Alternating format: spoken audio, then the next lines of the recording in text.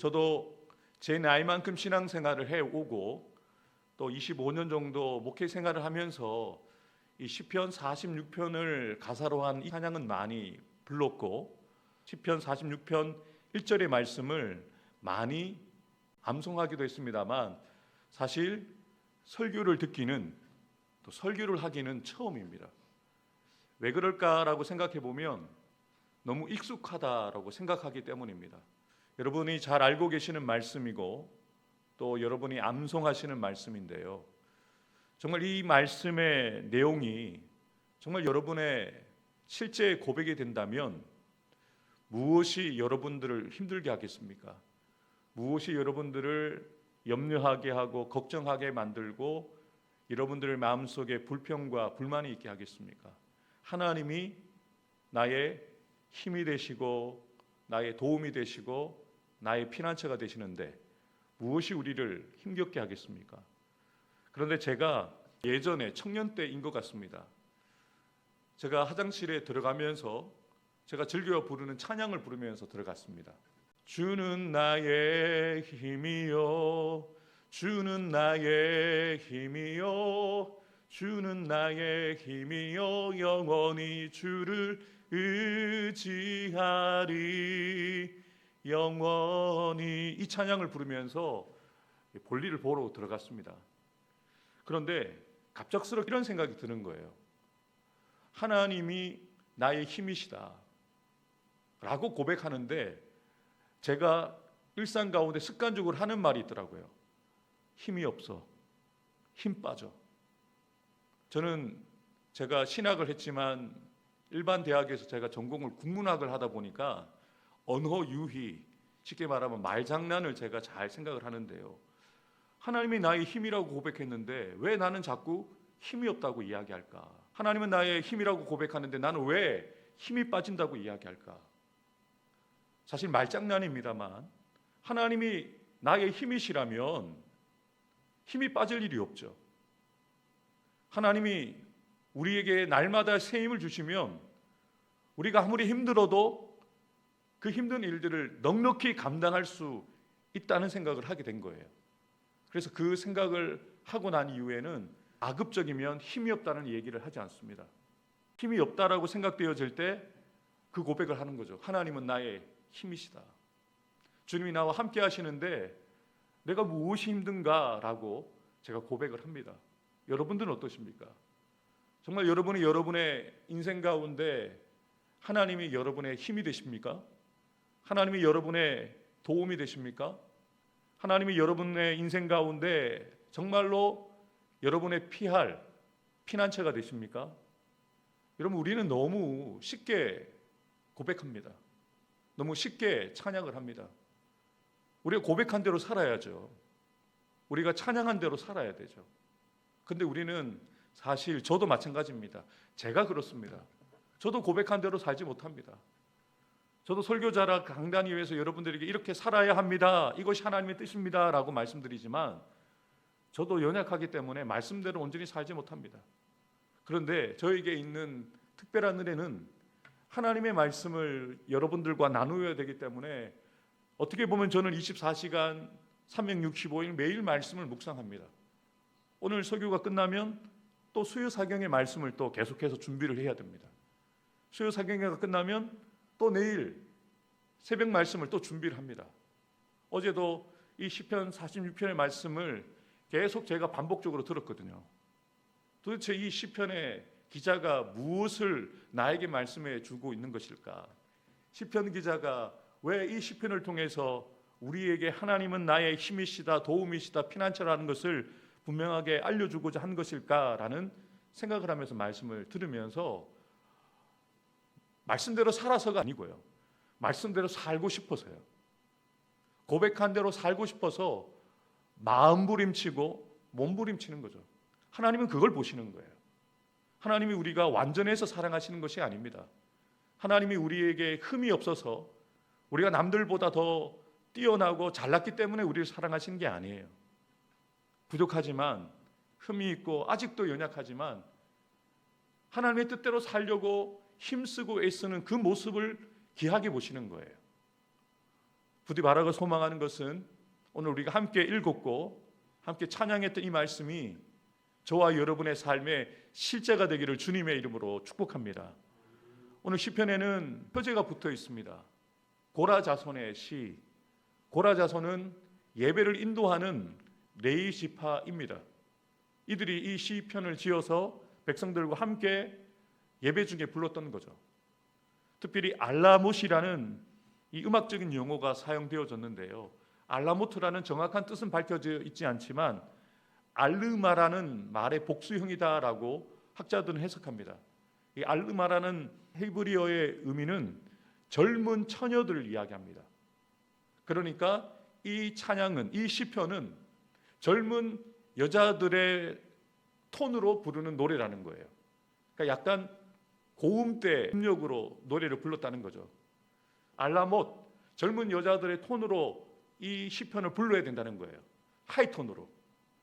그럼 젊은 여자들이 얼마나 높은 때 음역을 갖고 있습니까? 그 높은 소리로 부른다는 것은요, 지금 이 마음이 고조가 되어 있다는 거예요. 마음이 고조가 되어 있다는 것은 처져 있는 것이 아니라 기쁘다는 거예요. 기대가 있다는 거예요. 소망이 있다는 거예요. 소망을 가지고 기대감을 가지고 기쁨으로 이 시편을 부르라는 거예요. 이 시편을 보면 셀라라는 단어가 3번 나오는데요. 그 셀라라는 단어를 중심으로 이 시편의 세 부분이 나뉘어집니다. 의도적으로 그렇게 이 시편을 기록한 시인이 그렇게 의도적으로 만든 것이죠. 내용을 봤을 때는 어떠한 배경에서 쓰여졌는지는 알 수가 없습니다. 그런데 대부분의 학자들은 이 시편의 배경이 히스기야 왕 때에 아수르 왕 사네립의 군대가 남유다를 쳐들어와서 남유다의 온 성읍을 정복하고 마지막 예루살렘 성만 남았을 때 히스기야 왕과 백성들이 하나님을 전적으로 신뢰함으로 하나님께 의지하고 하나님께 피하고 하나님을 도움 삼고 하나님의 힘으로 삼았을 때 하나님이 어떻게 그들 가운데 역사하셨는지 그 역사를 배경으로 이 시편을 썼다라고 대부분의 학자들은 그 의견에 동의를 합니다. 다른 시편들이 대부분 개인의 신앙의 고백을 담고 있다면 오늘 우리가 함께 읽은 이 시편 46편은 이스라엘 신앙 공동체 전체의 신앙의 고백이 담겨져 있고 그리고 그 백성들 한 사람 한 사람의 신앙의 고백을 유도하기 위해서 이 시편을 부르고 있는 거예요. 오늘 본문은 셀라, 이 셀라라는 말의 의미는 높이다라는 의미입니다. 목소리를 크게 하다라는 의미를 갖고 있습니다. 노래를 시작하다가 또 소리를 높이는 거예요. 셀라, 높이라, 높이라, 높이라 3번을 반복한다는 의미가 뭘까요? 확신 가운데 너무 기쁘니까 우리 함께 목소리를 높여서 마음을 더 높여서 이 노래를 부릅시다라고 의도적으로 셀라를 넣은 거죠. 하나님은 우리의 피난처시요 힘이시니 환난 중에 만날 큰 도움이시라. 그러므로 산이 흔들려 바다 가운데 빠지든지 바닷물이 솟아나고 뛰놀든지 그것이 넘침으로 산이 흔들릴지라도 우리는 두려워하지 아니하리로다. 아멘. 시편 기자는 무엇을 이야기하고 있습니까? 분명하게 이 시를 시작하면서 의도적으로 신앙의 고백으로 시작하는 거죠. 하나님은 우리의 피난처시다. 하나님은 우리의 힘이시고 우리의 도움이시다. 그냥 도움도 아니고 환난 가운데 만나게 되어질 큰 도움이다. 이것이 백성들에게 들려지는 거예요. 그럼 백성들은 어떻게 반응합니까? 아멘. 하나님은 우리의 피난처십니다. 하나님 우리의 도움이십니다. 하나님은 우리의 힘이십니다. 어떠한 천재지변이 일어나도 우리가 감당할 수 없는 엄청난 환난이 찾아온다 할지라도 우린 두려워하지 않는다. 왜요? 하나님이 우리의 힘이 되시고 우리의 도움이 되시고 우리의 피난처가 되시기 때문이다 라고 분명하게 밝히는 거죠. 한 시내가 있어 나뉘어 흘러 하나님의 성 곧 지존하신 이의 성소를 기쁘게 하도다. 하나님이 그 성중에 계심에 성이 흔들리지 아니할 것이라. 새벽에 하나님이 도우시리로다. 문나라가 떠들며 왕국이 흔들렸더니 그가 소리를 내심에 땅이 녹았도다. 만군의 여호와께서 우리와 함께 하시니 야곱의 하나님은 우리의 피난처시로다 셀라 이렇게 외치는 겁니다. 여러분, 예루살렘 성이 요새로 지어진 것은 맞습니다만 예루살렘 성이 난공불락의 성이 될 수 있는 이유가 무엇입니까? 단단한 돌로 지어졌기 때문입니까? 높은 곳에 그 성이 세워졌기 때문입니까? 아니라는 거죠. 예루살렘 성이 안전한 이유는 그곳에 누가 계시기 때문입니까? 하나님이 계시기 때문입니다. 환경의 문제가 아닙니다. 성을 지은 그 재료가 문제가 아닙니다. 그곳에 하나님이 계시기 때문입니다. 사랑하는 성도 여러분, 저와 여러분들이 얼마나 대단한 능력을 가지고 있고 얼마나 대단한 지혜와 지식을 가지고 있느냐가 중요한 게 아닙니다. 예수 믿는 저와 여러분들에게도 우리가 원치 않는 뜻밖의 환난과 핍박과 어려움과 질병이 찾아옵니다. 그런데 그 고난 가운데 우리가 분명하게 우리가 날마다 고백해야 될 것은 우리가 어려움 가운데 하나님이 우리 가운데 계시다는 겁니다. 우리가 새벽마다 다른 본문으로 우리가 말씀을 묵상하고 있는데 하나님께서 끊임없이 우리에게 알려주시는 하나님의 마음이 무엇입니까? 내가 너와 함께하고 있다. 내가 너를 떠나지 않는다. 내가 너를 지켜줄 것이다. 이 말씀이 곳곳에 숨겨져 있지 않습니까? 분명히 다른 책이잖아요. 다른 성경의 본들을 살펴보는데도, 다른 장의 말씀을 살펴보는데도 하나님은 끊임없이 하나님의 사람들을 통해서 우리에게 알려주시는 것은 내가 너의 하나님이다. 내가 너와 함께한다. 두려워하지 마라. 놀라지 마라. 라고 말씀하시잖아요. 그럼 이것을 믿고 고백하고 그 믿음대로 고백하는 대로 살아가는 사람들이 바로 하나님의 사람들, 그리스도인이라는 거죠. 만군의 하나님, 개역 개정 성경에는 만군이라고 표현되어 있지만 영어 성경에는 mighty God이라고 되어 있습니다. 전능하신 하나님, 모든 것을 하실 수 있는 하나님이 우리와 함께 하신다. 하나님이 우리 편에 계시는데 그 어떤 대적이 우리를 넘볼 수 있겠습니까? 하나님이 우리와 함께 하시고 하나님이 우리의 피난처가 되시는데 어떤 대적들이 우리를 공격할 수 있겠습니까? 우리는 안전하다는 거예요. 하나님이 우리와 함께 하시기 때문에 우리는 안전하다, 우리는 편안하다, 평안하다라고 이야기를 하는 겁니다. 와서 여호와의 행적을 볼지어다. 그가 땅을 황무지로 만드셨도다. 그가 땅끝까지 전쟁을 시게 하시며 활을 꺾고 창을 끊으며 수레를 불사르시는도다. 이르시기를 너희는 가만히 있어 내가 하나님 됨을 알지어다. 내가 문나라 중에서 높임을 받으리라. 내가 세계 중에서 높임을 받으리라 하시도다. 만군의 여호와께서 우리와 함께 하시니 야곱의 하나님은 우리의 피난처시로다. 아멘. 아멘이십니까? 하나님은 우리의 피난처십니다. 하나님은 우리의 도움이시고 하나님은 우리의 힘이 되십니다. 이 시편의 핵심 구절이라고 한다면 바로 1절 말씀이죠. 하나님은 우리의 피난처, 하나님은 우리의 힘, 하나님은 우리가 환난 중에 만날 큰 도움이시다. 이 고백은 남유다가 히스기야 왕 시대의 절체절명 위기 가운데 드려졌던 구원의 역사를 기억하면서 드리는 고백입니다. 히스기야 시대 때 엄청난 위기 가운데 있었습니다. 수십만의 대군이 예루살렘 성벽을 둘러싸 있다라고 생각해 보십시오. 벌떼처럼 구름대처럼 대적들이 예루살렘 성을 둘러싸고 있는 거예요.